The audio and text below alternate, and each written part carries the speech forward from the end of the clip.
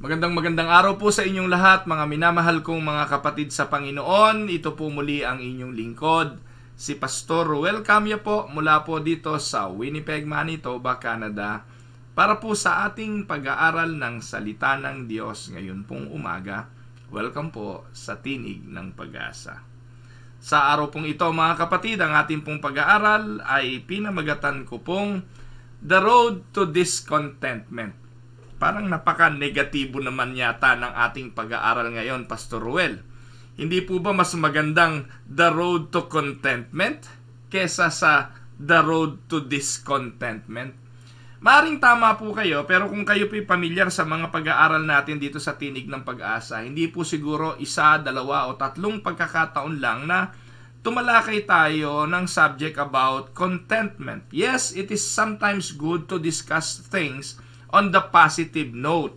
Pero alam niyo, minsan, kapag kapag hindi nauunawaan doon sa aspetong positibo, baka minsan kailangang maranasan para maunawaan. May mga pagkakataon na natututo tayo doon sa kamalian, doon sa negative things of life, bago natin maunawaan kung ano yung positive things of life. Kaya dadaling ko kayo ngayon on the negative. Ano nga po ba ang nagiging daan parang isang tao ay hindi makontento? Meron pong landasin o tinatawag na bahagdan. Ano ba sa English yung bahagdan? O way or process in order for a person to be discontent. Hindi po antimano ang tao ay discontented. Hindi po ba? May mga pagkakataon naman na ang tao ay kontento sa mga pangyayari ng buhay.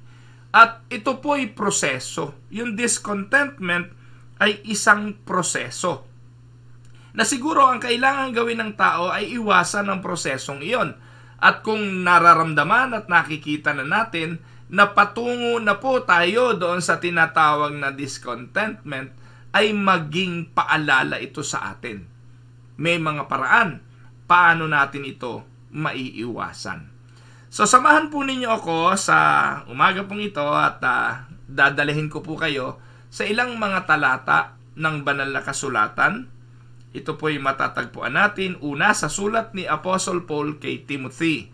At ganito po ang kanyang paalala. Pinaalalahanan ng apostol na si Paul ang kanyang mentee na si Timothy.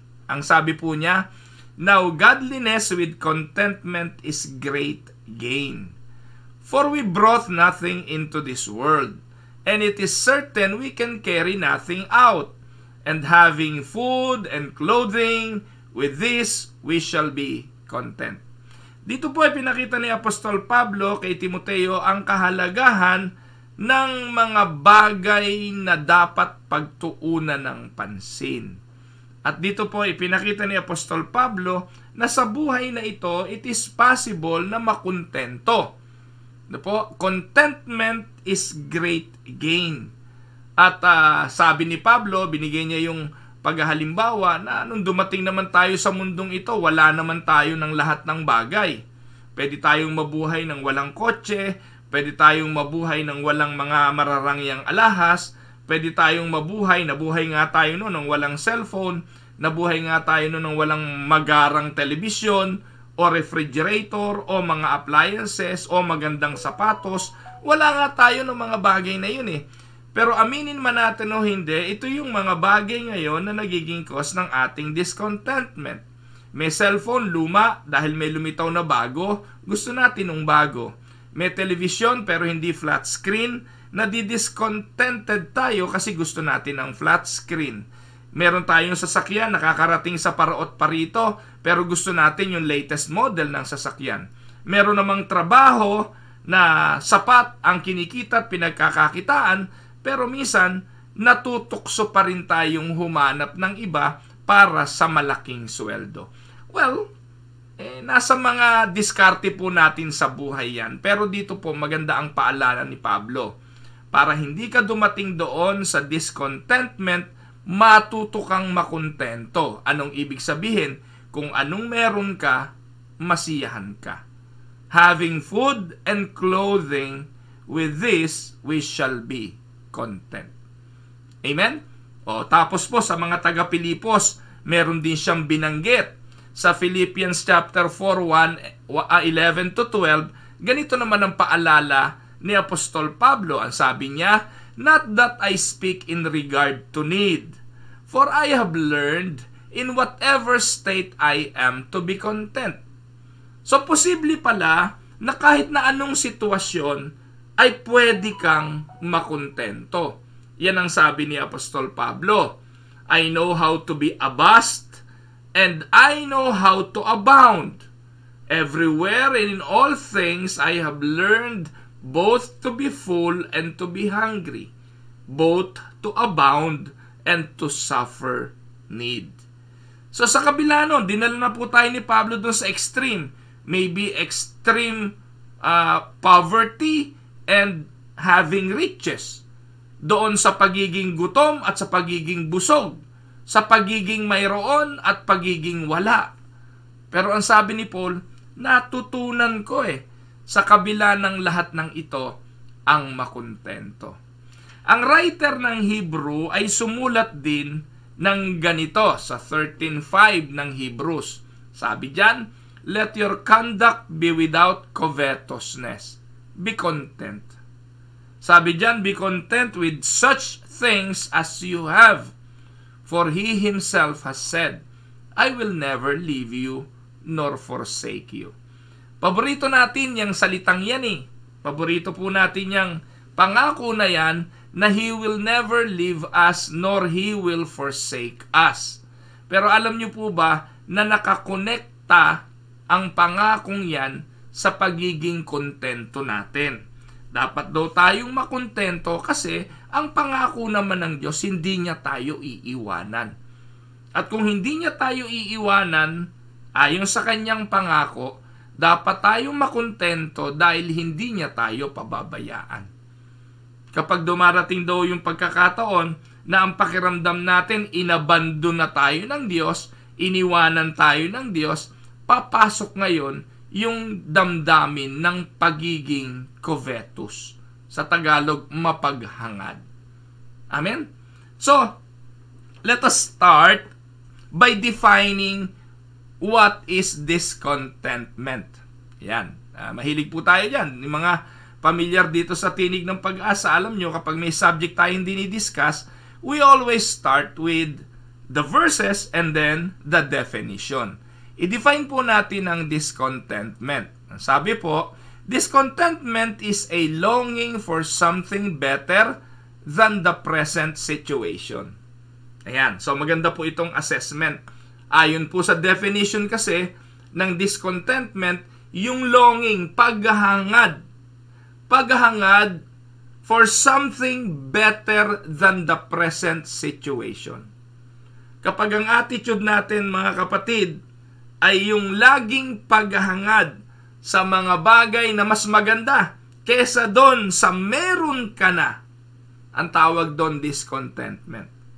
At nakakalungkot, very evident yan sa buhay ng maraming mga tao sa panahon natin ngayon. And I'm not only talking or speaking about those non-believers of Christ. Aminin man natin o hindi, even to those believers of the Lord, there always that time in our lives that we long for something better than the present situation. Like for instance, ilan ba ang kailangan para mabuhay? Ilang kasuotan ba ang kailangan para wag ginawin? Ilang kasuotan ba, sapatos ang kailangan para makapaglakad at makapagparoot pa rito? Pero we always long for something better. Di po ba? Ilang television ba ang kailangan para makapanood ng television? Pero minsan, ako po, guilty rin ako rito Kasi alam niyo po ba mga kapatid, yung bahay namin ay 2-story na may basement. Aaminin ko po sa inyo, kasalanan ko rin po ito. Sa basement namin may television, 55 inches. Doon po sa main floor ng bahay, meron pong television, 65 inches. Doon po sa kwarto naming mag-asawa, sa taas, meron pong 55 inches. Pero alam niyo po mga kapatid, tumatagal po minsan ang almost 6 months. Hindi po nabubuksan tong television na ito sa basement. Yung television po dun sa kwarto namin mag-asawa, hindi ko po alam kung umaandar pa yun. Dahil hindi rin po nabubuksan yon. Ngayon, anong tawag doon? Hindi po ba pag-aaksaya? Well, don't get me wrong. Hindi ko po binili yung mga yon. Ito pong television sa basement, ibinigay lang naman po ito sa akin. Yung pong television din doon sa kwarto na yung mag-asawa, ibinigay lang din po yun sa akin.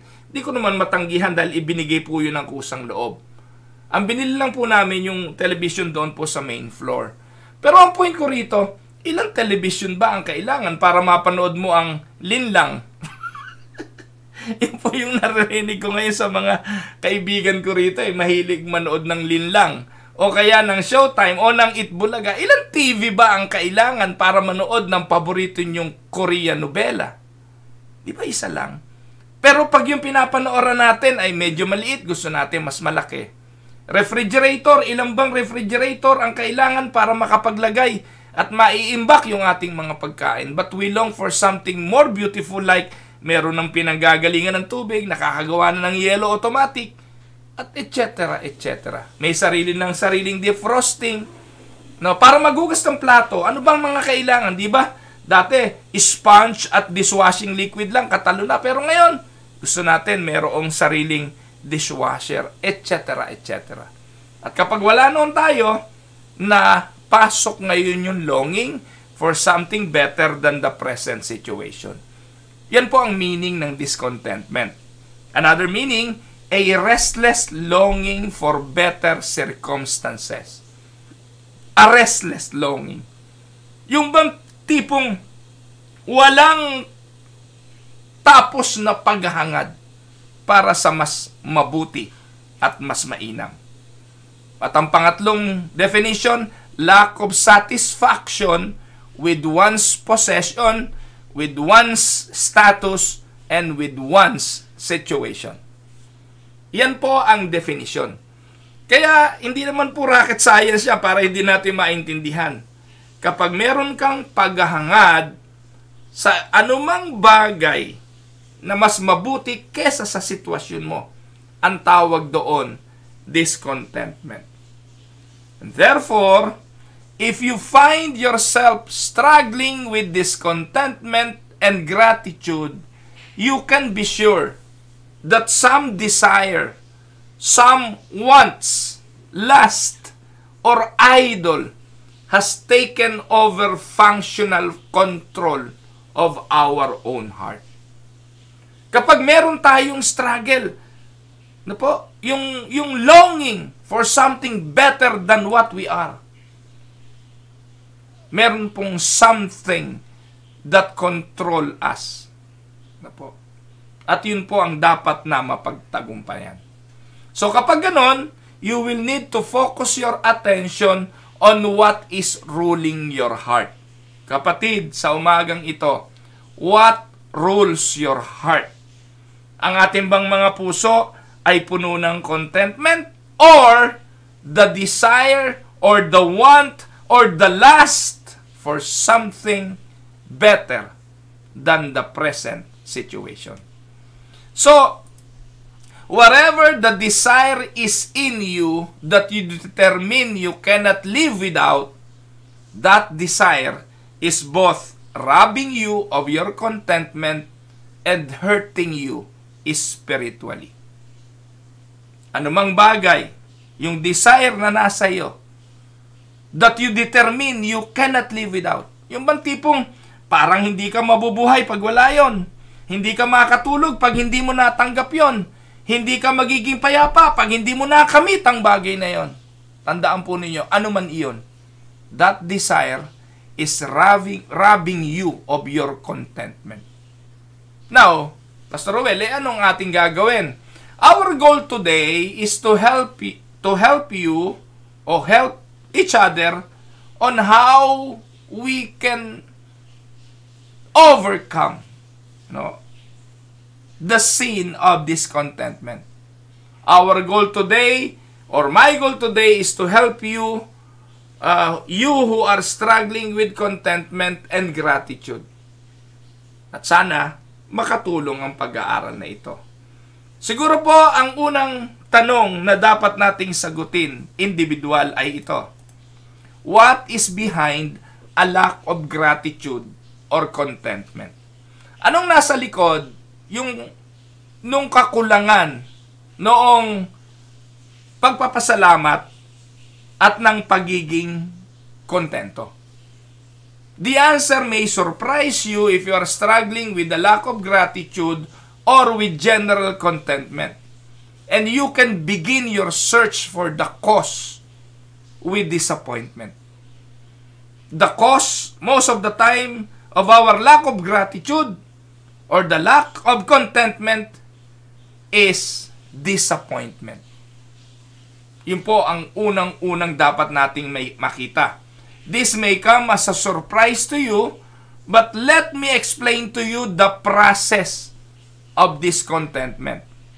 So, ito po yung tinatawag na the road to discontentment. Saan po nagsisimula ang discontentment? May tatlong bagay. Ayan, 1, 2, 3 yan, according to the degree. Una, desire. Pangalawa, disappointment. And then, it will lead to discontentment.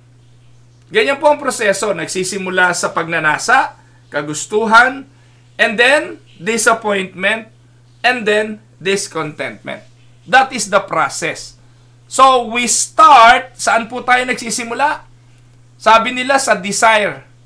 Yes, sa desire.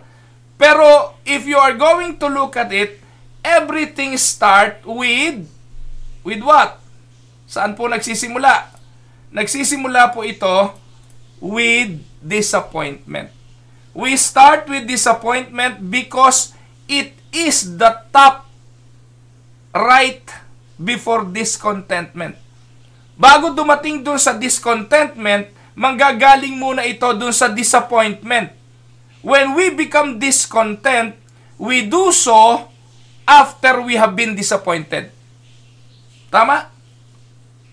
Kaya naman tayo nagkakaroon ng discontentment kasi na-disappoint tayo.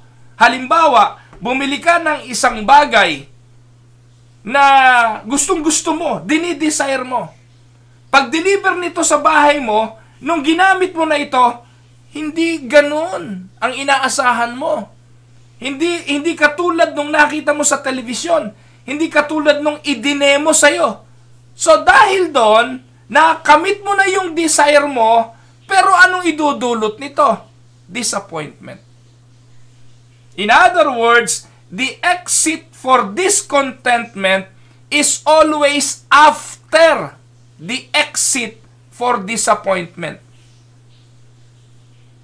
Babagsak ka sa disappointment kasi babagsak ka sa discontentment, magiging discontented ka kasi nanggaling ka sa disappointment. Saan ba nanggagaling ang disappointment? Ito po yung unang-unang hakbang. The first place na kahihinatnan bago ka dumating sa discontentment ay yung unang-unang binanggit ko kanina. The first exit is desire. If you desire something, yet you do not have it, then you can take the first exit. Pag ikay lumabas doon sa desire saan ka babagsak, you will exit, na po? As this exit, you notice the following sign. Ano yung sign? You will lodge on exit number 1, and the exit number 1, kapag ikaw ay, may desire, at hindi nangyari yung desire mo, ang unang pwedeng mangyari sa iyo ay makontento. Halimbawa, may prayer ka, hindi nangyari. Pwede naman na makontento ka pa rin kahit hindi nangyari. Pwede kang hindi humantong sa disappointment at this point in time. Sa exit na ito, you have a desire, but consider it with an open heart. Magiging kontento ka pa rin kapag pinaniwalaan mo na kaya hindi mo nakamit yung desire is because it is not part of the will of God for your life. pag ganun ang pananaw natin, papasok tayo doon sa sinasabi ni Apostol Pablo kanina kay Timoteo at sa mga taga-Pilipos na anuman ang sirkumstansya ay magiging kontento siya. Ito ang dahilan kung bakit si Pablo sa kabila ng mayaman, meron, naghihirap, o hindi kumakain, gutom, sa kabila ng mga bagay na yon, kontento pa rin siya. Kahit hindi natupad yung kanyang prayer request, kontento pa rin siya. Kahit hindi nangyari yung kanyang desire. Bakit? Kasi yung attitude ng kanyang puso, maybe it is not my will. O it is not your will, rather. Kaya pag ang dalangin po ng mga mananampalataya lagi ay ang kalooban mo ang masunod, matututunan natin ang contentment. Hindi tayo papasok sa disappointment. Pero madalas, napasok tayo sa disappointment. Bakit? Kasi ang ating paniniwala, entitled tayo eh. Dapat meron ako nito. Dapat mangyari sa akin ito. Dahil ito ang gusto ko. Pero mga kapatid, ito po ang bunga.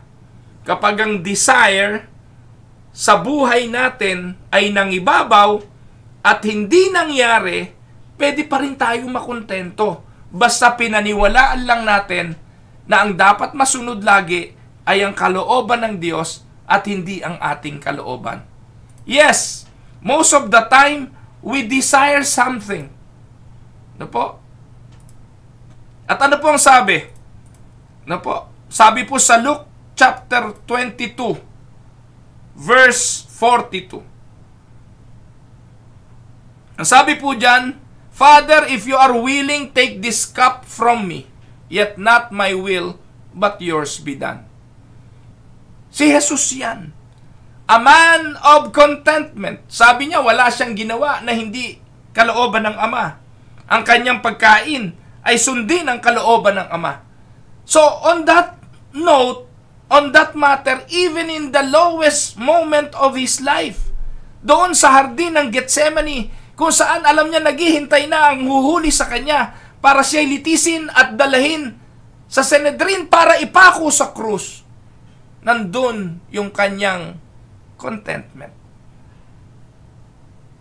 Pero ano sabi niya? If you are willing, take this cup, yet not my will, but yours be done.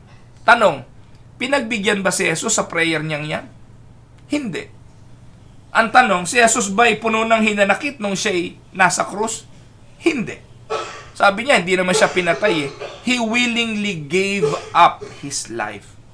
Kusa niya itong binigay. At ang sabi niya, kusa ko itong ibinigay, kusa ko rin itong babawiin.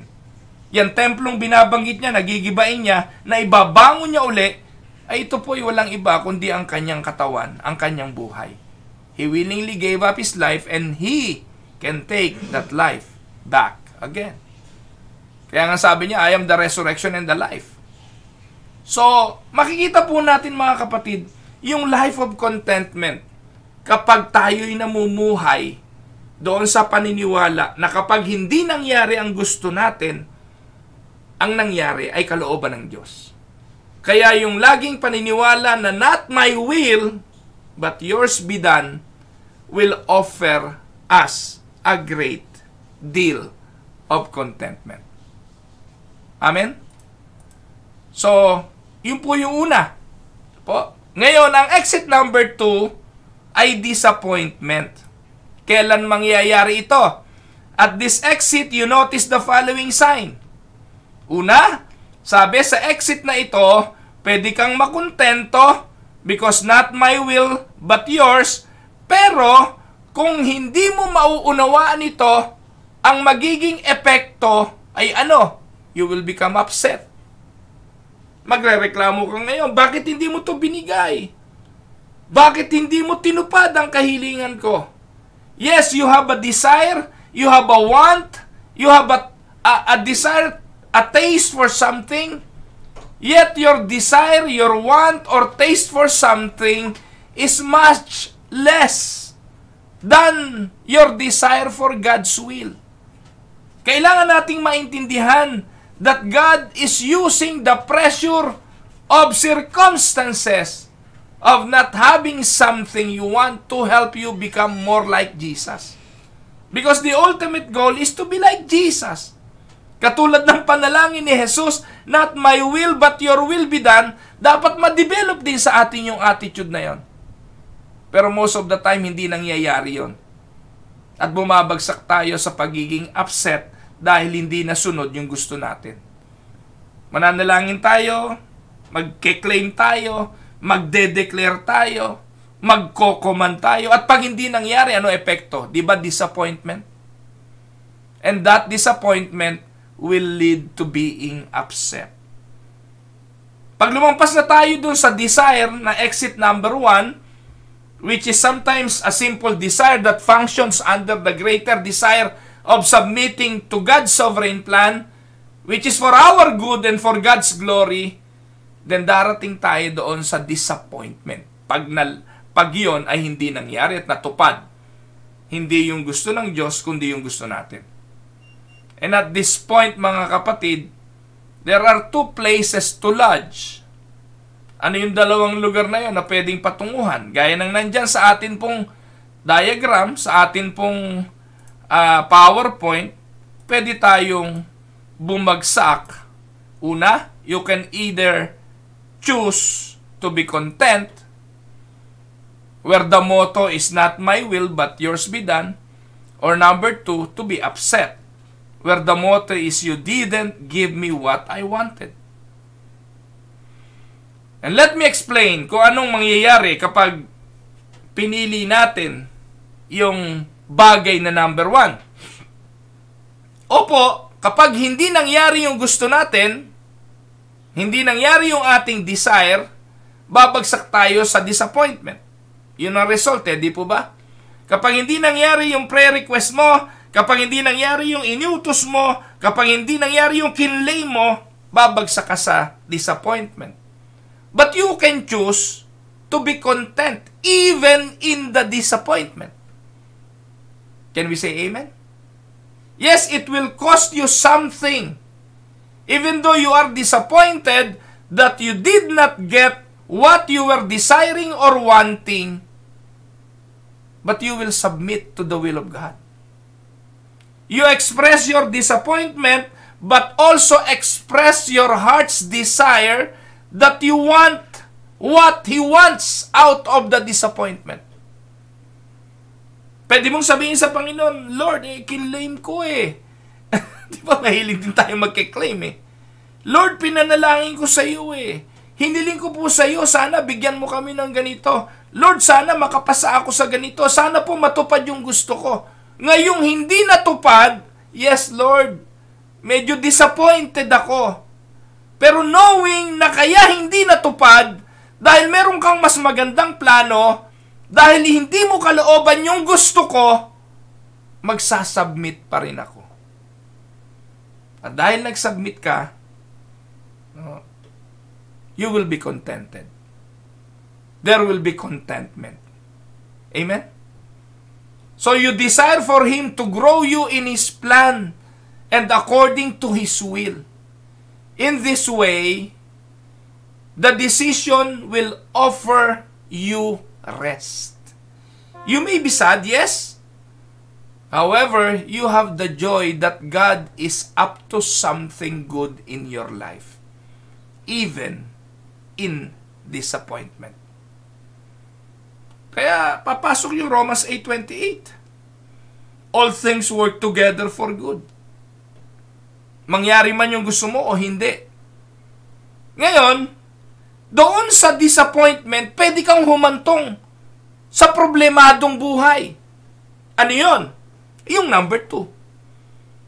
Kapag hindi nangyari ang gusto mo, disappointed ka, pwede itong mag-lead into being upset. It will cost you more.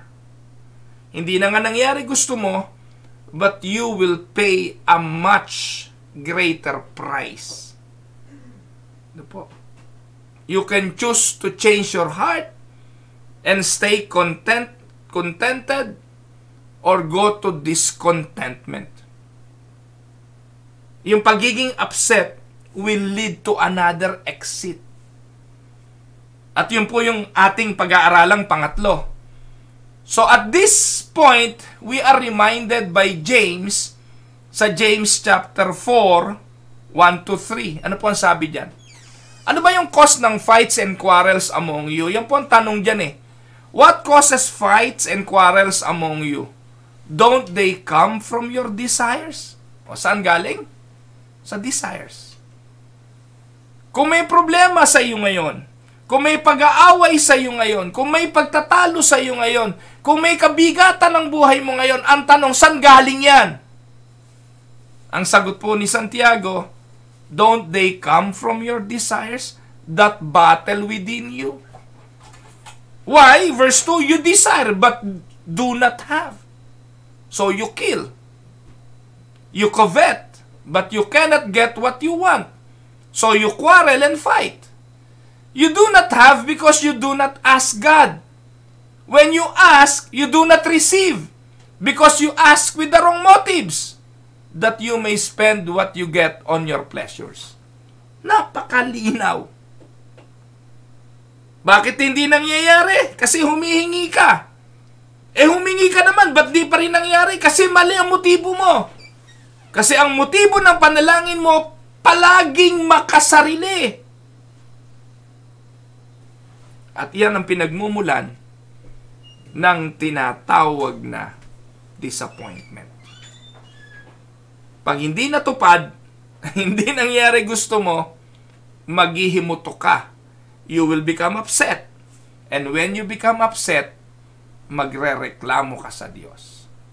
In this text, if in disappointment, we keep our hearts open to God's will, as better we can stay content, right? Even if in our disappointment that we did not receive kung ano yung ating ipinanalangin, we will become contented. However, mga kapatid, if our heart begins to grip our desire, pinahawakan natin yung ating mga pagnanasa, we develop the heart posture toward God. At sasabihin natin sa Kanya, di mo kasi binigay ang gusto ko. Di mo kasi binigay ang hinihiling ko. At kapag yung desire na ito, yung pagnanasa na ito, ay nanatili sa ating puso, manganganak ito ng kasalanan. Manganganak ito ng pagkakasala.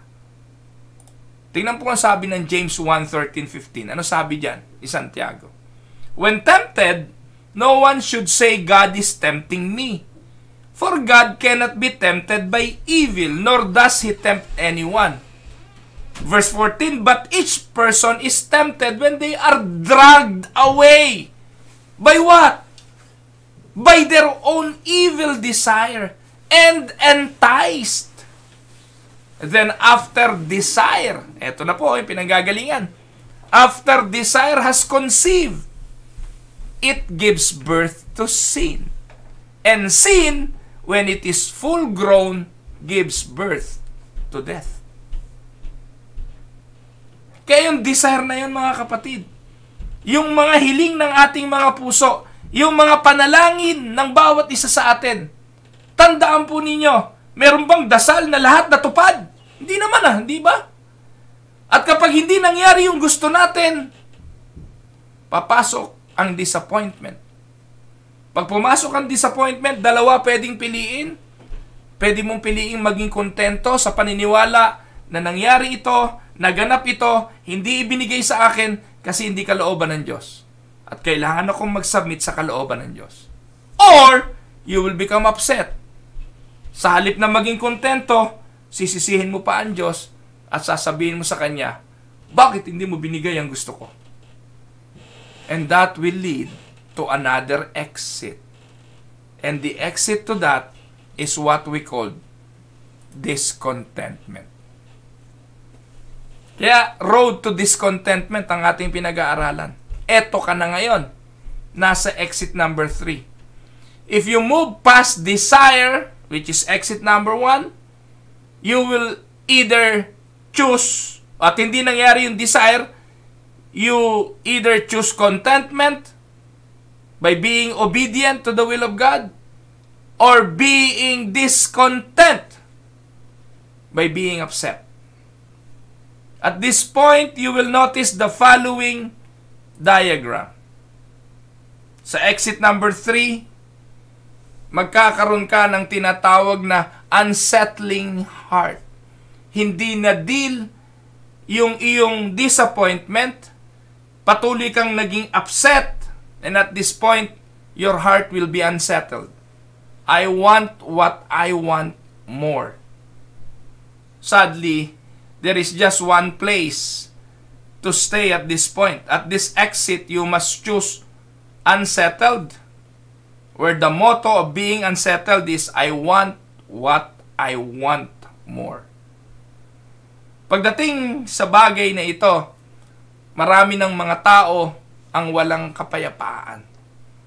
Dahil ang pakiramdam nila na pagtripan sila ng Diyos, bakit yung sa iba ibinibigay, ba't yung sa kanya hindi? Bakit yung iba nagkakaroon ng ganon, siya wala? Bakit yung iba may answered prayer, siya hindi? Not knowing yung hindi ay answered prayer pa rin sa Diyos, dahil ang Diyos ang nakaalam ng lahat ng mabuti para sa kanyang mga anak. Amen? Most of the time, pag unanswered prayer, pag sinabi ng Diyos na no, ang pakiramdam natin, unanswered prayer yun eh. Not knowing na minsan, sinasabihan tayo ng no para sa kabutihan natin, para wag tayo lalong mapahamak eh.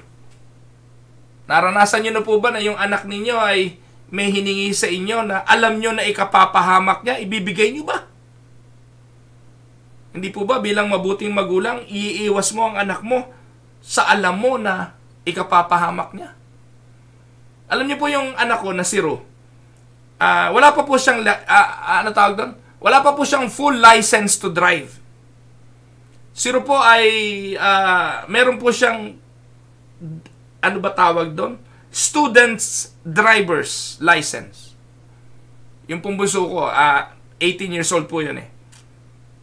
So, ang kanyang lisensya, meron na po siyang license to drive as long as merong somebody, a professional, na kasama siya. Like for instance, kasama ako, pwede siya mag-drive. Pero pag wala ako, hindi siya pwedeng mag-drive. He cannot drive on his own. Bawal po yun sa batas. Ngayon, ikaw, magulang, isang araw sabi ni Ru, Tay, can I drive? Pagkasama ako, yes, I always handed him the key.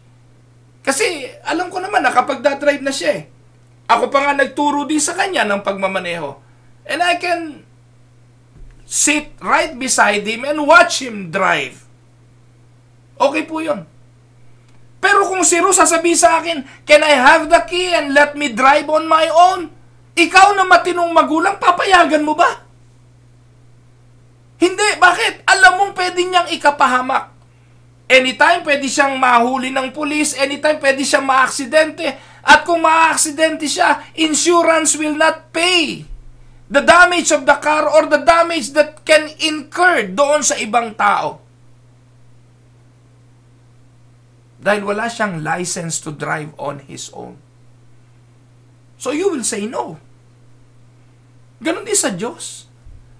Alangan namang pagbigyan ka lagi ng Diyos sa mga bagay na hinihingi mo sa Kanya. Gayong alam na alam ng Diyos na ikapapahamak mo ito. So anong gagawin ng Diyos? Your desire will not be met.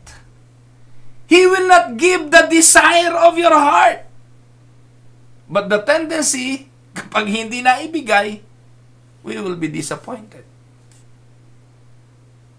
Sometimes you have to wait. Ano lagi ko sinasabi kay Ruru? Wait until you have a full license. If you have a full license, then you can drive wherever you want to go. Wait. Pero yung waiting period na yun, akala natin unanswered prayer na yun eh. Yung no, akala natin unanswered prayer yun eh. Pero in reality, those are answered prayers. And the answer to that, sometimes or most of the time, because God knows everything, are good. Amen? Pero dahil nga ang gusto natin, tayo nasusunod, yung desire natin ang natutupad, nagrereklamo tayo. I want what I want more. Pag ganon, ano mangyayari? Nagkakaroon ng paglayo ng damdamin. Dahil hindi natupad ang gusto mo, babawasan mo na ang pakikipag-usap sa Diyos. Yung mga desire mo, tatrabahuhin mo na lang on your own. Yung mga gusto mo, hindi mo na idadalangin sa Diyos, ikaw na lang ang didiskarte para matupad yung mga gusto mo sa buhay without the help of God. At paniniwalaan mo, lahat ng nangyayari sa buhay mo, lahat ng na-acquire mo dahil sa sarili mong diskarte without the help of God. Tanong, makukontento ka ba? Makikita natin ang takbo ng buhay ng maraming mga tao ngayon. They have a lot of things, and yet, they never find satisfaction. Wala silang contentment. Nakukuha ko naman banat dito, banat doon. Nakukuha ko naman on my own without the help of God. Kaya maraming pagod. Maraming unsettled. Kasi they will desire more and more. Nangyayari, you end up talking less to God. And when you talk to others, often it is not pleasant conversation. Patuloy na we desire for more. And when you find yourself at this moment, the best choice is to get back on the road and head for the other exit. Ano yun? Ano po sabi ng Bible? James 4, 6-10. But He gives more grace. Therefore He says, God resists the proud, but gives grace to the humble. Therefore, submit to God, resist the devil, and he will flee from you. Draw near to God, and He will draw near to you. Cleanse your hands, you sinners, and purify your hearts, you double-minded. Lament and mourn and weep. Let your laughter be turned to mourning, and your joy to gloom. Humble yourselves in the sight of the Lord, and He will lift you up. Mga minamahal na mga kapatid, the road back includes submission. The road back includes resisting. The road back includes drawing near. The road back includes confession, repentance, sorrow over sin, and humility. And as you repent of your pride and humbly accept God's plan as best, you will see the road clearer to get back to contentment, where God leaves the light on for you. Hindi huli ang lahat. Anong dapat gawin? Bumalik, mag-submit, resist the devil and he will flee, draw near to God, confess your sin, repent of your sin,